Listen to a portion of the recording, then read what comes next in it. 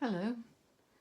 Today I thought I'd show you the making of a collage that I'm doing, hopefully to be included in an exhibition in a local gallery. What you just saw was one of the variations of a particular collage that I'm hoping to make, I'm going to make, and I'm hoping will be exhibited in this gallery. So I'm just going to try now some different scenarios, different layouts for this collage. I'm not quite sure what I'm doing is what the end result is going to be. Now this image I got from a vintage magazine, but the original, which I can't find now and I was going to show you, was a lot darker. You could only just make out the features of the face because it was quite, there we go, it was quite dark. So now I'm making it a lot lighter. I've made it a lot lighter by scanning it into my computer and then lightening it, bringing up the light aspect of it. So I'm just now going to place these in what I think is a good composition. I don't want the figure to be too central to the picture. And the other thing I need to be aware of is the moon, because I did one collage some time ago and I had the moon upside down, so I'm just going to place it where I want it, but before I stick everything down I'll have to make sure that it's actually the right way up. Now in this composition I wanted the trees to look quite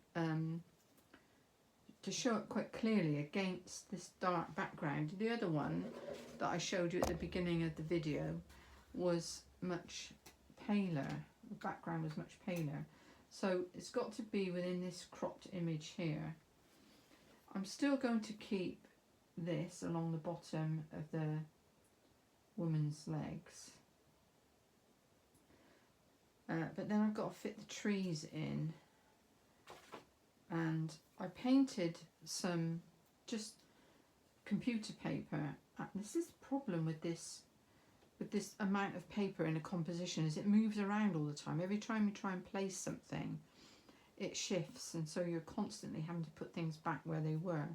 So this paper is just cartridge paper or printer paper that I painted with gouache.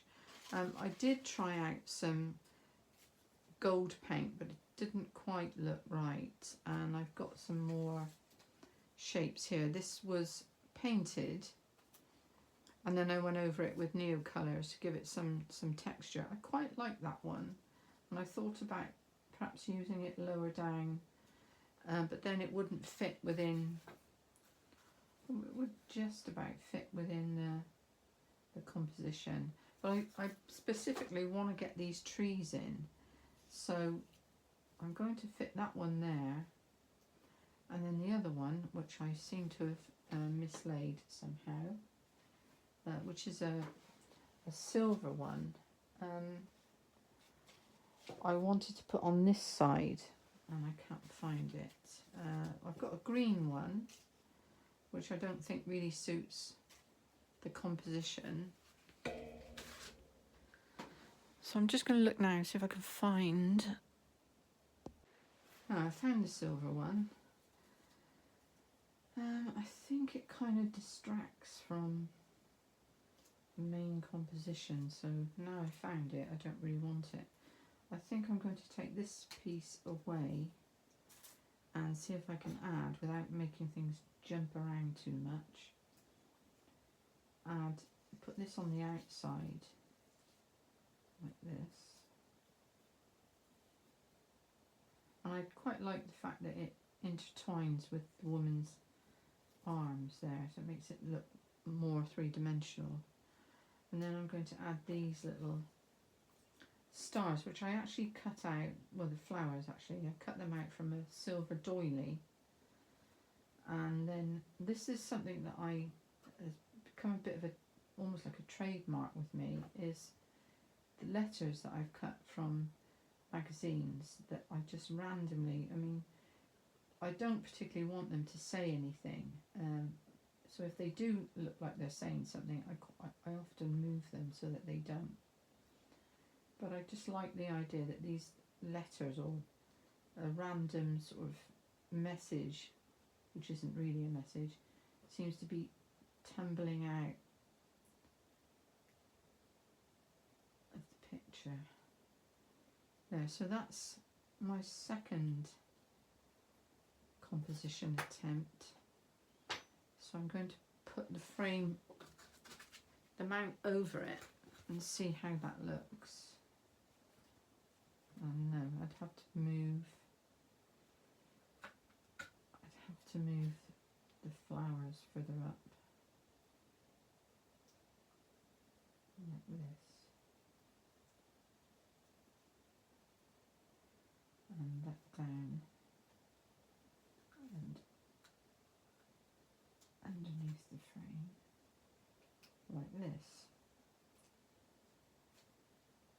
So that's another sort of composition element. I'm not sure about the butterfly either.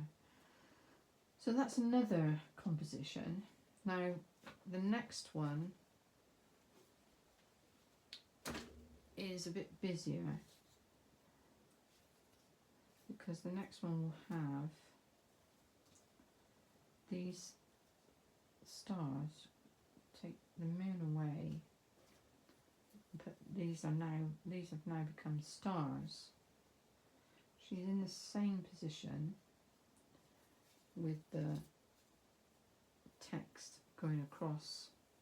This was actually from a magazine, but these pieces here were actually from, I bought off of eBay some old documents, so that is actual handwriting. It's beautiful handwriting.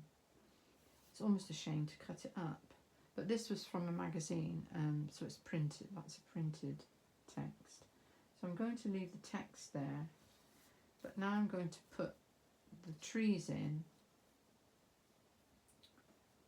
and have them more looking like position of trees, and hopefully that will go under there slightly. And I'm going to bring the silver tree in. Oh, sugar. See, this is what happens. You catch your clothing on the paper, and before you know it, you've swept the whole lot off the table.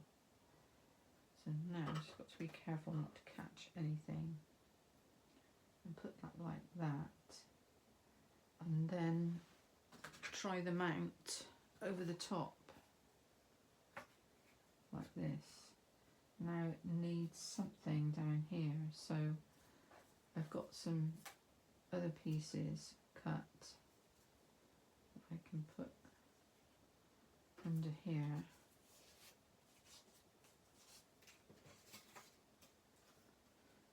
It's quite tricky keeping track of everything, like this, and move that over slightly. So that's another composition. So if you're watching and you've got an idea about which composition you think is better, the one I showed you at the opening of the video, the one I've just shown you, or this one, give me a shout out, because I'm really undecided myself what to do, which one to go for. So if you've got some idea or a preference, let me know. And I'm wondering whether to put the moon back in, maybe up here. I think that's quite nice. I might go for that one, but let me know if you've watched so far and tell me what you think. Okay, bye.